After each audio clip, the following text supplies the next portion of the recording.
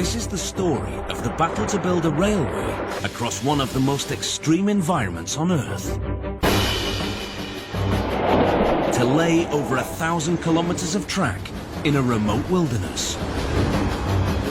To drive 7 tunnels through the rugged slopes. To raise 675 bridges over valleys and rivers. All at an altitude where even a simple breath is nearly impossible to come by. This is a tough place to work. Headaches, shortness of breath, freezing winds.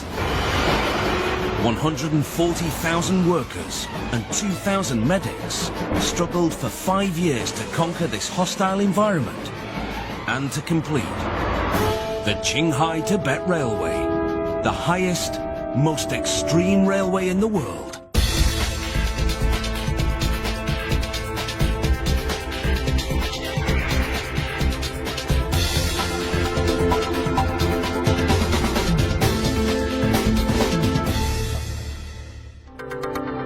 Beijing West, the largest station in Asia and one of the busiest. 400,000 can pass through here in a single day. Coming through with today's crowd is Finnish engineer Pasi Lautala. He's here to see for himself just how one of the most extraordinary railways on the planet was built. The line to Lhasa in Tibet. It goes so high and it goes for such a long distance over really, really rough terrains. So I don't think anything like that has been ever done on the railway engineering world. This is no ordinary rail journey. The Lhasa Express is a multi-billion-dollar marvel, specially built to survive at altitudes higher than the Swiss Alps and at freezing temperatures.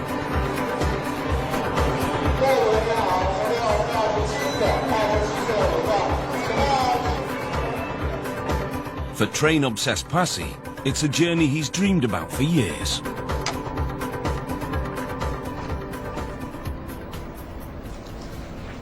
I've read about it and I've seen some of the engineering solutions they used to build the track, and I gotta see it. It's 9:30 and the Lhasa Express is underway. This is it. It's time to go. As Director of Rail Transportation at Michigan Tech University, Pasi is here on business. We are doing some work connecting Alaskan rail network with the Canadian rail network, and as part of that project we're studying the cold regions railroads around the world to see how some of the other countries and some of the other regions have built them. So it's a learning experience for me. From Beijing, the Lhasa Express will travel 3,000 kilometers across China to the town of Golmud. From there, the train will climb up to the Tibetan Plateau and across the roof of the world to Lhasa. It's a marathon 47-hour journey, but it's the final high-altitude section of the line that interests Pasi. It crosses land higher than any mountain in the American Rockies. An environment so hostile that it's like building a railway on Mars. And it took Chinese engineers 50 years to work out how to do it. The idea to build this controversial railway dates back to the 1950s. When the Chinese army occupied Tibet in 1950, they wanted a railway to supply the troops. But to build a railway, first they needed a road. The Chinese government threw a vast labor force equipped with basic tools against the harsh conditions of the Tibetan Plateau. But around 3,000 workers died from exposure and from altitude sickness. It was a disaster. And although the dream of a railway to Tibet lived on, the plans were eventually shelved.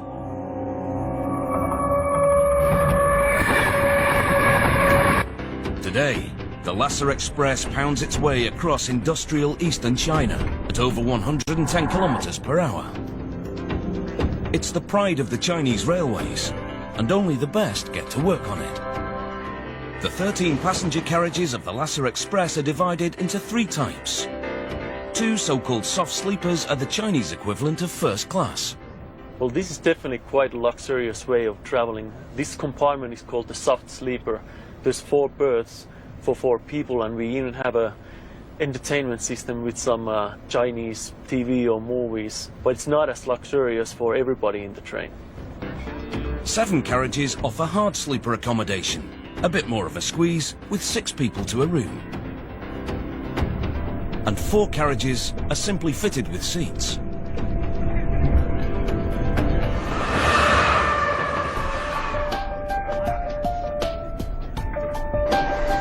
It may look like a normal train, but later in the journey, the lives of everyone on board will depend on the hidden, high-tech features of its carriages.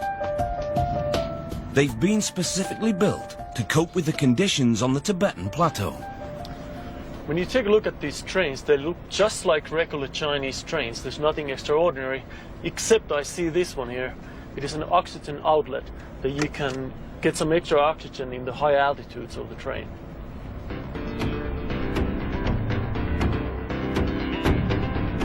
Each carriage is fitted with an oxygen generating unit that will come into operation at high altitude. It's a small portent of what lies ahead.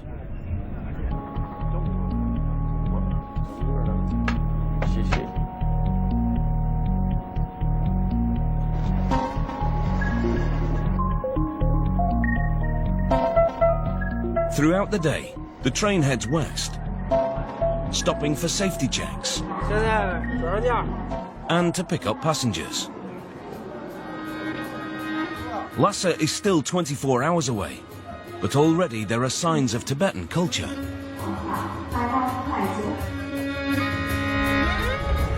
As new passengers settle in for the night, the train is already climbing. By the time it reaches Golmud, the last stop before the Tibetan Plateau, it will be 2,800 meters above sea level. By 3 a.m., most of the passengers are fast asleep. But Pasi Lautala is wide awake. This is quite an exciting moment to me. In a few minutes we are going to be reaching Golmud, which is the last station before the train climbs up to Tibet Plateau. Since I want to see how they built the track, this is the end of the line for me. It's time to get off. To find out how Chinese engineers conquered the plateau, Pasi needs to see the line close up and in daylight. It's here that the engineering challenge really begins. The remaining passengers are about to embark on a steep 2,000-meter climb. And that means an engine change to a loco with serious power. At very high altitudes, a conventional diesel can't cope with the low oxygen levels. So, bring on a pair of NJ2 locos.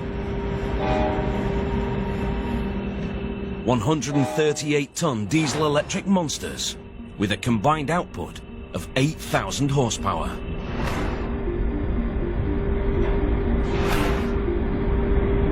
Immediately behind the engine, they've added an electricity generator car. This will be the train's life support system, supplying power, heat, and most important of all, oxygen for the passengers and crew.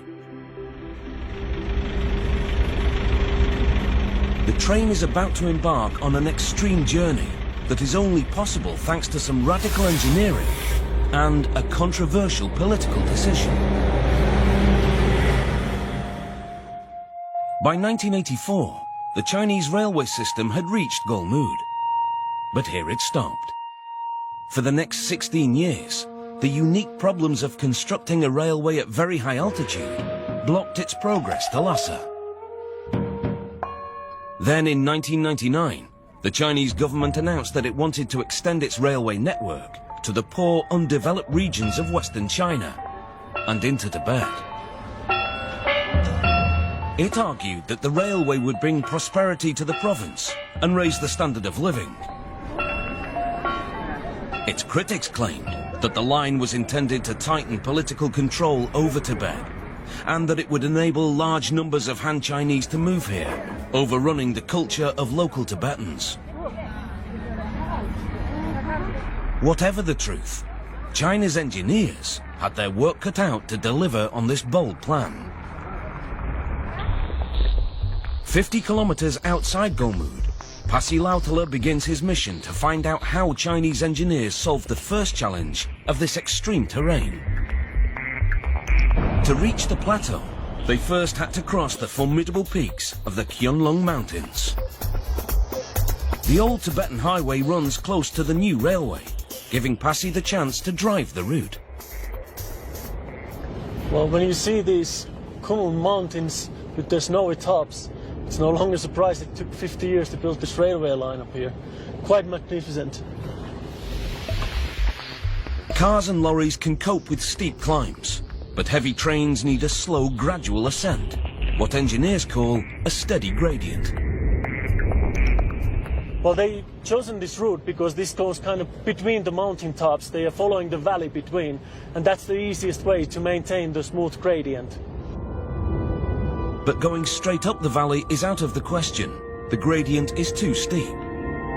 So the railway must zigzag up it, crossing time and time again, with literally dozens of bridges.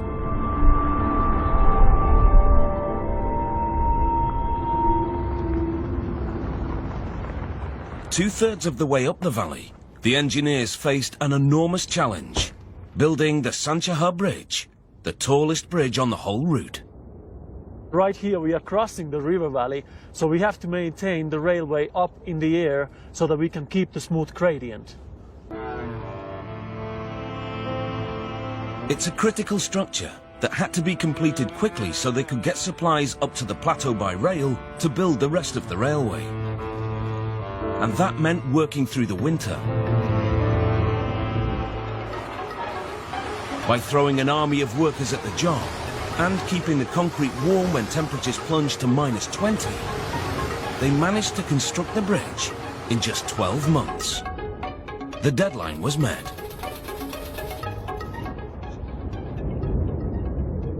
Wow, this is fantastic. I'm quite happy I got off the train.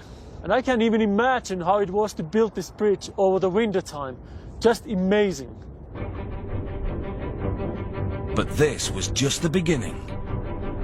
As Pasi heads over the Kionlong Mountains, up to the cold, thin air of the Tibetan Plateau, he's about to discover an extraordinary natural phenomenon that destroys towns. After crossing the Kionlong Mountains, day breaks for the passengers on board the T-27 train from Beijing to Lhasa. It brings with it spectacular views of the Tibetan Plateau. I had dreamed to come to Tibet for many years and see the scenery from the many books, and the scenery is far more better than what we imagine and from the book actually. Yeah, so it's really great. This incredible area is so vast and cold, it's been called the Third Pole. It stretches over 2.5 million square kilometers, a quarter of the area of China. Winter temperatures plunge to -35 degrees Celsius. And the entire area is higher than the Matterhorn. For railway engineers like Pasi Lautala, this is about as tough as it gets.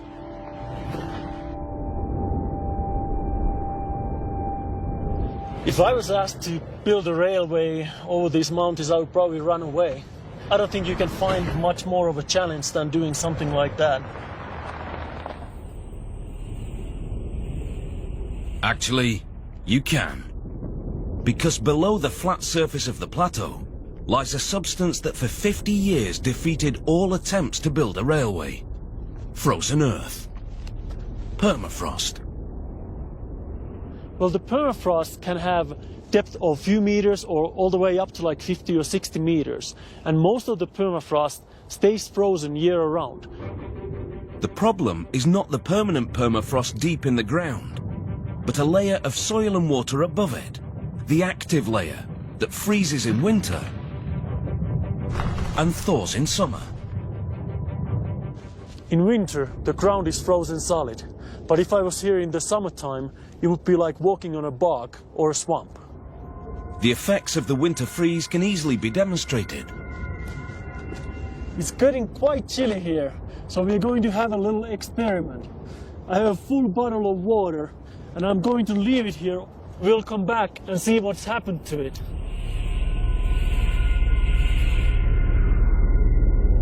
And here's the result of our experiment. As water freezes, it expands by about 9%.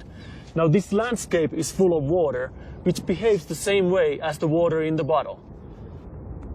Over decades, the ground here can shift several meters. It's a problem that the locals have struggled with for centuries. As Pasi finds out on his first stop on the plateau, the small town of Wudaoliang, where the locals have been having a bit of a problem with their foundations. Many of the buildings in this town show damage from permafrost. Once the ground gets moving from freezing and thawing, almost nothing can stop it. As the ground rises and falls, it's pulling the town to pieces. I mean, take a look at these cracks in this building. This is a great example of what permafrost can do in the buildings. Tough for buildings, the movement of the permafrost makes it impossible to build a railway. As the builders of this line in Alaska and these lines in Canada found out the hard way. So Chinese engineers were expected to somehow solve the unsolvable.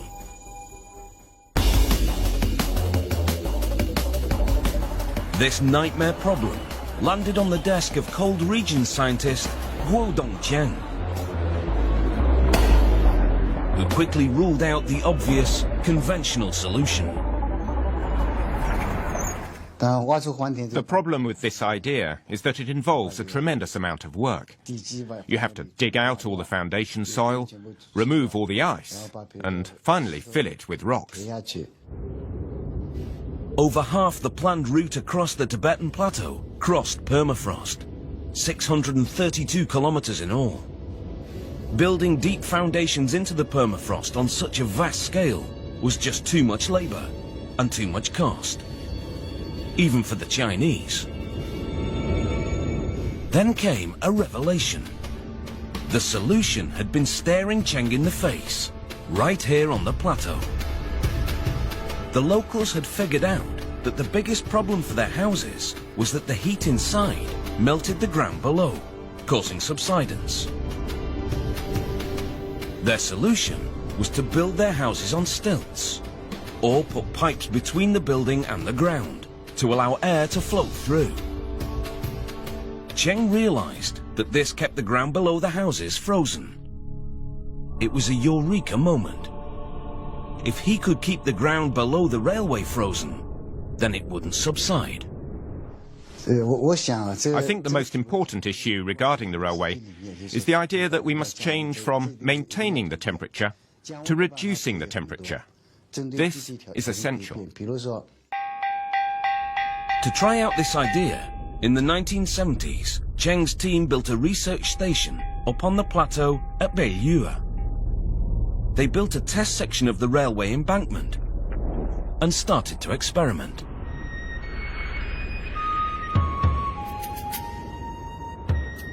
So here we have ventilation ducts, which are just hollow pipes that run through the embankment. In the winter, they allow cold air and wind to go through the embankment, removing heat from it. Over time, something amazing happened. Year by year, the ground below got colder. Over several years, they reduced the average temperature of the ground by 2 to 3 degrees, just enough to keep it frozen. But to build a whole railway line 600 kilometers long, with concrete tubes running through it, would still be too expensive. Cheng's cheap idea wasn't cheap enough.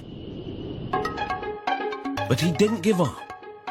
After years surveying the plateau, he noticed that something strange was happening beneath piles of small rocks. The reports showed the temperature under the rocks was lower than other areas. Could this point the way to an even cheaper solution than the tubes? A report from a remote part of eastern Kazakhstan confirmed his suspicions. Archaeologists had discovered ancient tombs made from piles of small rocks. They noticed that the ground away from the tombs was soft and boggy. But under each tomb, it was frozen, and had remained frozen for thousands of years, preserving the artifacts below. Somehow, these rocks were cooling the ground. Back at the research station, Cheng decided to see if an embankment built of small rocks could do the same for a railway. The purpose of these crushed rocks is to remove heat from the embankment and from the ground below. So when they are built, they make sure there is no fine material between the rocks, leaving as much space for the air to circulate as possible. Over just 14 months, Cheng's experimental rock embankment lowered the average temperature of the ground by 3 degrees Celsius, and he found out how it worked. In winter, cold, strong winds blew through the rocks, pulling heat out of the ground. While in the summer, the rocks shaded the embankment from the heat of the sun. After 50 years of frustration, Chinese scientists had stumbled onto a 2,000-year-old solution to the permafrost problem that was about as low-tech as it gets. This can be almost a 1 meter thick layer that goes down the embankment, then down to the other side and up again, making almost like a U shape. At last, Chinese engineers could start building the railway. In 2001, thousands of workers converged on the plateau and work began, building the huge embankments using local materials and basic machinery.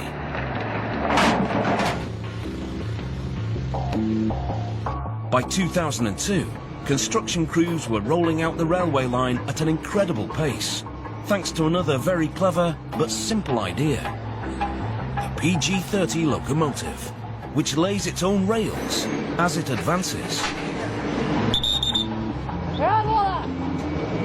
It makes building a track almost as easy as assembling a model train set. By mid-2003, the workers had laid over 250 kilometers of track from Golmud up onto the Tibetan plateau and were making good progress towards Lhasa. But the battle with the permafrost was far from over. Well, in some of the areas, the permafrost is very warm, so that the rocks by themselves could not solve the problem. And in those cases, they would have to look into alternative solutions. In some sections of the route, the summer temperatures were just a little too warm. The embankments needed a little extra help to keep the ground frozen. An ingenious device was found that was once again very low-tech, harnessed nature, and required no power. These bizarre-looking tubes are called thermosiphons. The idea behind these is ingenious, but really quite simple. If you have ever licked the back of your hand and blown on it, your skin feels cool. That is because the water is evaporating and that removes heat from your skin. These work in a similar manner. Up to 10 meters long, with 5 meters buried into the ground, the thermosiphons contain ammonia, a refrigerating liquid. However, unlike a fridge, a thermosiphon doesn't need an electricity supply to work. Inside the tube, the liquid ammonia behaves a bit like the water on your skin. It absorbs heat from the ground, which causes it to boil and evaporate into a gas. The gas rises in the tube, taking the heat from the ground with it. At the top, cold wind cools the tube, and the ammonia gives up its heat to the air outside, and condenses back into a liquid, which runs to the bottom of the tube, and the cycle repeats itself. Simple, low-tech genius. 34 kilometers of track are cooled this way. But even thermosiphons were incapable of protecting the most vulnerable sections of permafrost. Hasi heads to an area called Qingsu, almost a quarter of the way across the plateau, to explore the most fragile area of permafrost on the whole route. Here, the active layer of permafrost melts during the summer, and it turns into a treacherous bog that can behave almost like a quicksand. If it turns into that kind of quicksand, you can't bring anything on top of it. Everything would just sink into it immediately. The ground here gets too warm in summer, even for thermosiphons to cool. If the engineers couldn't find a way across this shifting marsh, there would be no railway. The answer, they believed, was to treat the bog as if it was water and build bridges. Along the route, teams of workers drilled thousands of holes deep into the permafrost. By drilling through the active layer and down into the ice below that stayed frozen year-round, they could build on solid foundations. At least, that was the theory. Because they now faced a new nightmare, and again, it was all about temperature. The concrete poured into the ground to make the piers of the bridges could destroy the very foundations they were building on. When you mix the concrete, it goes through a chemical reaction. As it sets, it gives out heat. In this experiment, the temperature of the mix steadily increases. When all your work is aimed at keeping the permafrost frozen, heat is the last thing you want. The temperature here is 13 degrees. That would be enough to melt the ice around the structure and to make it unstable. So how would Chinese DIY engineering deal with this one? By putting Mother Nature to work for them. They would build in the dead of winter, when ambient temperatures fall below freezing, and cool the concrete to 5 degrees, pouring it as quickly as possible before it sets. By bringing in thousands of workers, they built nearly 3,000 bridge piers in just 7 months. A breathtaking achievement, epitomized by one of the iconic features of the line, the spectacular 11.7 kilometers long Qingsu Bridge, the longest permafrost bridge in the world. The permafrost problem was finally conquered. In all, over 160 kilometers of the Qinghai-Tibet Railway is built on bridges like this, 1/7 of the whole route.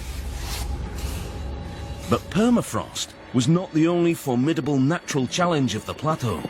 The terrain is so high that it is deficient in one of the basic ingredients for life. Up here, you battle to stay alive.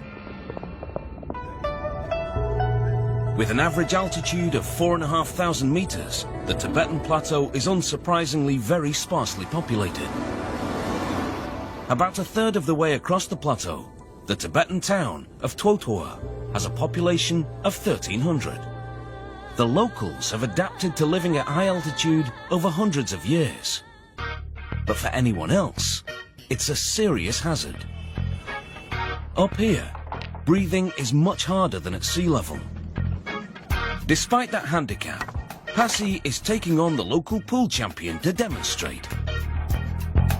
Air is mainly made up of molecules of nitrogen and oxygen. About 1 in 5 molecules is oxygen. At sea level, there are plenty of molecules of both nitrogen and oxygen in every breath we take. But the higher you go, those molecules get fewer and fewer. At 4,700 meters, where I am now, the amount of oxygen in the air is almost half of that at the sea level. Here, the body finds it very hard to get enough oxygen out of the air, into the blood and to the muscles where it's needed. The harder we work, the more oxygen our bodies need. And if we don't get enough, it can be fatal. In severe cases, fluids can leak into your lungs and brain and kill you. As the Lhasa Express travels over the plateau, one of the most important jobs for the crew is to keep an eye on the passengers. They're looking for signs of altitude sickness. The train is now travelling at 4,500 metres above sea level. Medical advice recommends you should take 5 days to climb to this altitude to allow time to acclimatise. The train has done it in just 32 hours. At this altitude, around 3/4 of people start to experience altitude sickness. I can feel that the air is very thin.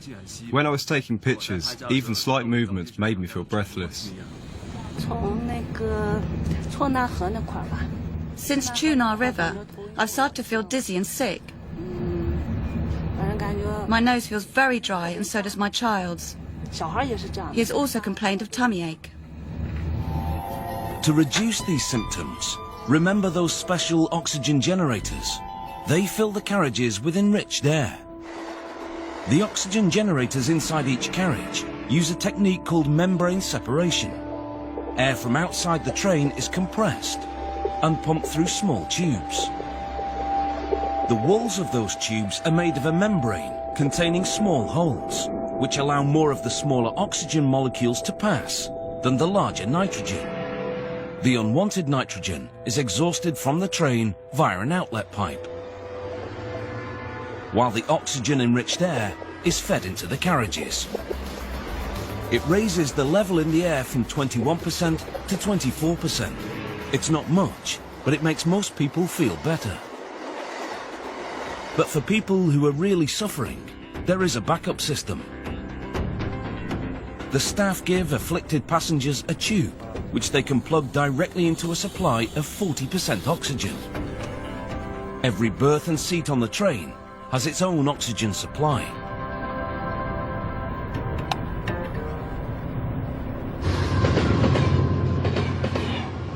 The train is not pressurized like an aircraft cabin, but the doors are sealed to keep the oxygen-enriched atmosphere inside, and there's a very slight positive pressure, so the air outside can't seep in.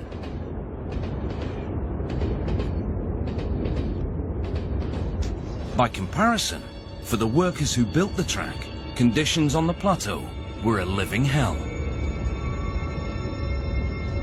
Hard physical labour at this altitude is not only difficult, it's dangerous. I really feel quite fragile up here at the plateau. I have a bit of a headache, and even though I'm walking at less than regular pace, I'm completely out of breath. Many of the 3,000 workers who died building the first road into Tibet in the 1950s died from altitude sickness. And the railway engineers were keen not to repeat the disaster. But they needed extreme structures to be built at extreme altitudes, including one in particular. I just had to see this. This is the highest railway tunnel in the world. At 4,905 meters above sea level, the Chinese called the Fenghuoshan Tunnel the nearest door to heaven. I can't even imagine what people who built this had to go through. We are at the 4,900 meters, and there's not a lot of oxygen, so it had to be literally a headache to build it. Building this tunnel required hundreds of labourers to live and work at this extreme altitude. So the railway company brought in one of China's leading experts on high-altitude medicine, Professor Tianyi Wu, head of the Qinghai Highland Medical and Scientific Research Center. His mission was to help the engineers build the tunnel and other high-altitude structures without the tragic loss of life of the 1950s road construction. During the initial building of the Tibetan Railway, as most of the workers were from regions around sea level, they were not adapted to the highlands. Aware of the dangers of rapid ascent, Professor Wu prepared a careful plan. Our first measure was a stepwise adaptation, which meant letting them ascend gradually. So from inland, after the journey from Beijing to Xining, they'd stop for 3 days, and then a week stop at Golmud, then ascend to the Tangula Mountains. Professor Wu was supported by a vast team of 2,000 doctors and nurses. Infirmaries were built every 18 kilometers along the route to treat sick workers. And Professor Wu made sure there was a good supply of oxygen. So despite having over 1,000 cases of severe high-altitude illness over the 5 years, no one died. The mortality rate was 0.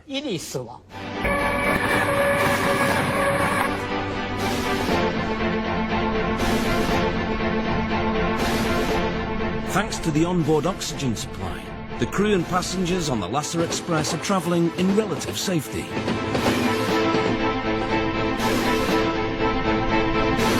But as they cross the plateau, their lives depend on another critical safety system. To save money, the line was built as a single track, but that brings with it a constant danger. If 2 trains travelling in opposite directions are accidentally routed onto the same line, there could be a head-on collision. But to control the trains, there are no signals. Instead, alongside the track, every 15 or so kilometers, there's a mobile phone antenna that passes information between the train and the control center, 2,300 kilometers away. Along the route, there are crossing loops, short sections of double track where trains can pass each other.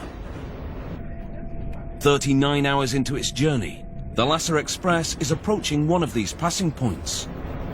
Tangula, the highest railway station in the world. It's a ghostly place. The station is simply a passing point for trains. It's early afternoon, and the train is still 500 kilometers from Lhasa. Inside, the passengers are protected from the extreme environment outside. But while the train protects the passengers from the environment, it must also do the reverse. It has to protect the fragile ecosystem of this ancient landscape from human pollution.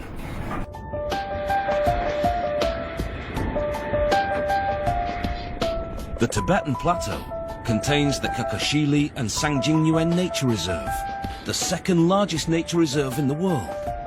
It's larger than England and Wales combined. It's a delicate ecosystem that could be easily disrupted and destroyed. On most trains around the world, sewage and wastewater are dumped straight onto the track. But not here. The heat from all that water would warm the permafrost and degrade it. It would destroy the very foundations the train runs on. So the Chinese have gone green. Instead of dumping wastewater on the track, the Lhasa Express stores it in collection tanks below each carriage. Each tank holds 500 litres of wastewater, enough for 250 toilet flushes.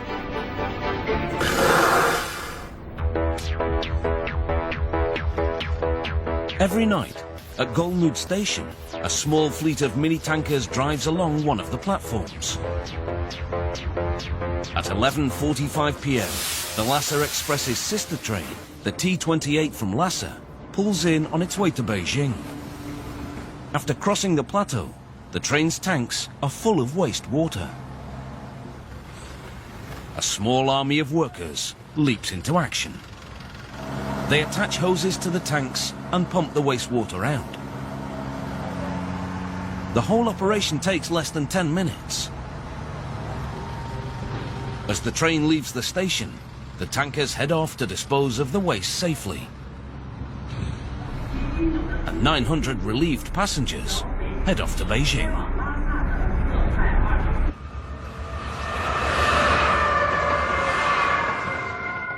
Passy is impressed by the efforts to conserve this fragile ecosystem.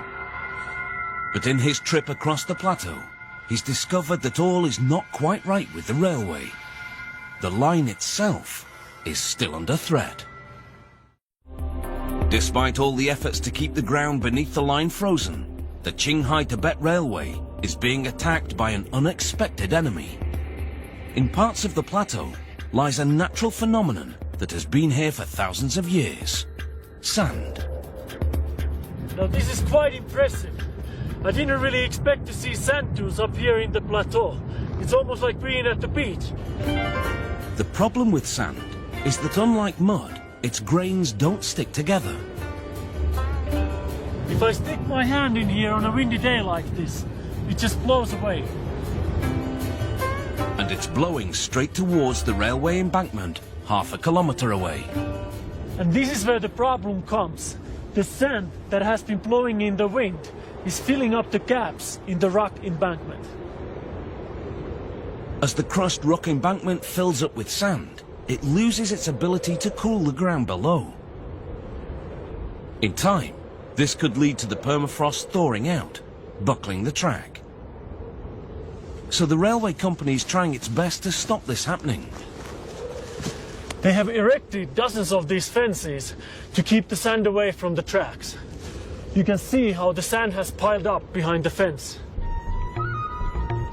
As the wind blows through the fine mesh of the fences, it slows down and drops the sand. But despite all their efforts, the sand here has already permeated the rock embankment. The sand only affects a small section of the line. But there's another much more serious threat to the long-term future of the railway. And this one is man-made. The permafrost on the plateau is extremely sensitive to changes in temperature. And global warming is slowly heating it up. Our country has done research in this field and has given us a set of data speculating that the temperature of the Qinghai Tibetan Plateau will rise by 2.2 to 2.6 degrees Celsius over the next 50 years. The railway is designed to cope with a 3-degree increase in average temperature. But other factors could raise the temperature far more than this. Across the continent, and particularly in neighbouring India, coal is used extensively in fires and furnaces that produce smoke containing black particles of soot. Much of that soot falls onto the snow that covers the Tibetan plateau in winter. The dark particles cause the dirty snow to absorb more of the sun's heat than clean snow. In spring, the snow now melts earlier than before, adding to the warming of the plateau. Despite all the measures to keep the railbed frozen, if the temperature rises more than 3 degrees, the railway could be in trouble. The Lhasa Express sweeps over the stunning triple-span bridge across the sacred Skyachu River. For the crew of the train, it's a welcome sight. After 47 hours, it's a sign they are nearing their journey's end. And this is it, the vast new Lhasa station. At $35 million, it's a symbol of the Chinese determination that the railway is here to stay.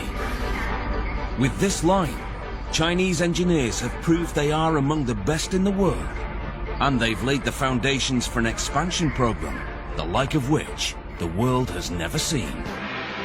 In the next 5 years, China will spend an estimated $300 billion constructing over 30,000 kilometers of new railways. For Pasi Lautala, his time on the plateau has come to an end. Coming up here has been a stunning experience for me. I already had a lot of respect for people who built this railway, but only now I truly realize the challenges they faced. I mean, this is a tough place to work. Headaches, shortness of breath, freezing winds. Not only they got the railway built, but from an engineering point of view, it really is quite amazing. The Qinghai-Tibet Railway is a truly monumental engineering achievement, a vast labour of human endeavour and ingenious low-tech engineering that shows the way forward for new railway lines all over the world. Perhaps the start of a new golden age of railways. Megastructures is back at the same time tomorrow. Stay tuned to National Geographic Channel for a gripping air crash investigation.